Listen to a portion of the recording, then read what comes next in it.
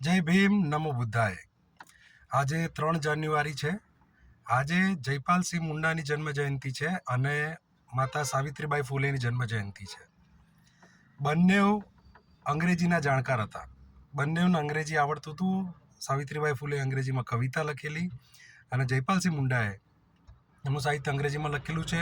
કોન્સ્ટિટ્યુશનમાં રજૂઆતો અંગ્રેજીમાં કરેલી છે. પોતે બેચલર ઇન ઇકોનોમિક્સ હતા અને ઓક્સફોર્ડમાં ભણેલા.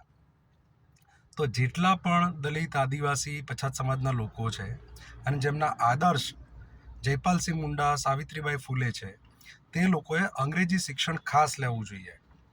આપણે ત્યાં ગુજરાતી બચાવો, હિન્દી ભાષા આમ ને હિન્દી ભાષા તેમ જે કેમ્પેઇન ચલાવે છે, એમના છોકરાઓ પણ અંગ્રેજી સ્કૂલોમાં ભણે છે. મોટા મોટા સાહિત્યકારોના છોકરા અંગ્રેજી મીડિયમમાં ભણે છે. એ લોકો પોતાના છોકરાને વિદેશમાં મોકલે છે અને આપણને ગુજરાતીનું, લોકલ લેંગ્વેજનું, હિન્દી લેંગ્વેજનું ગૌરવ પકડાઈ દે છે. આપણી ભાષા છે, દેશની ભાષા છે, પ્રાંતની ભાષા છે, ગૌરવ લેવાનું. પણ વિશ્વની ભાષા આજે અંગ્રેજી છે. અંગ્રેજી તમને જો આવડતું હશે તો તમે વર્લ્ડ લિટરેચર વાંચી શકશો.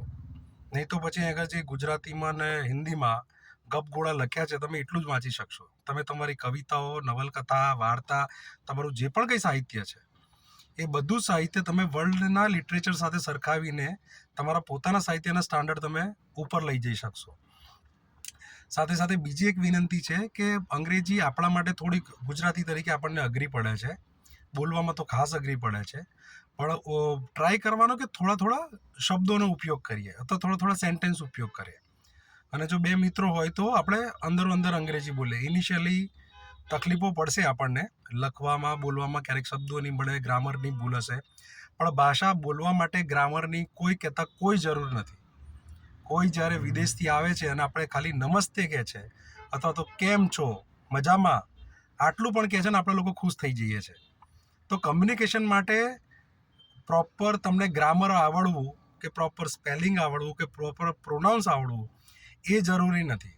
એટલે જે લોકો કમ્યુનિકેશન માટે ટ્રાય કરતા હોય કે કમ્યુનિકેશન સારું થાય આપણું, એ લોકો બિંદાસ, બેધડક, કોઈ પણ જાત વગર અંગ્રેજી બોલવાનું શરૂ કરે. જેટલું વધારે બોલશે એટલું જ તમારી જીભ. આપણે ગુજરાતી કેટલું સરળતાથી બોલી શકીએ છીએ, હિન્દી એટલી સરળતાથી નથી બોલતા. તો સેમ વસ્તુ અંગ્રેજી સાથે છે કે અંગ્રેજી પણ આપણે એટલી સરળતાથી નહીં બોલી શકીએ શરૂઆતમાં. પણ જેમ જેમ પ્રેક્ટિસ કરીશું તેમ આપણી જીભ વળશે, આપણને પ્રોનાઉન્સ ધીમે ધીમે ઠીક થશે અને બોલતા બીજા લોકો પણ આપણને ઠીક કરશે. એટલે અંગ્રેજી ભાષાનો ઓછો કરીએ આપણે.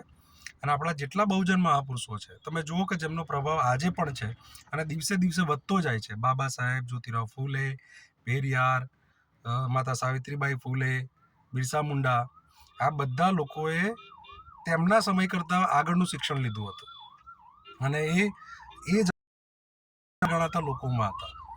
તો આજે આટલા વર્ષો પછી અને ઘણી સાવિત્રીબાઈ ફૂલે અને જ્યોતિરાવ ફૂલેને તો લગભગ 150 વર્ષ જેવા થઈ ગયા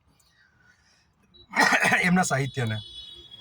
તો એના પછી આપણે તો અંગ્રેજી ખાસ આવડવું જોઈએ, લખતા, બોલતા, વાંચતા. બરાબર? તો આ સાથે આજનો વિડીયો ખતમ કરીએ છીએ. લાઈક, સબસ્ક્રાઈબ, શેર કરજો અને બેલ આઇકોન ખાસ દબાવજો જેથી તમને નવો વિડીયો કરે ને તો નોટિફિકેશન મળી રહે. જય ભીમ, જય ભારત, નમો બુદ્ધાય.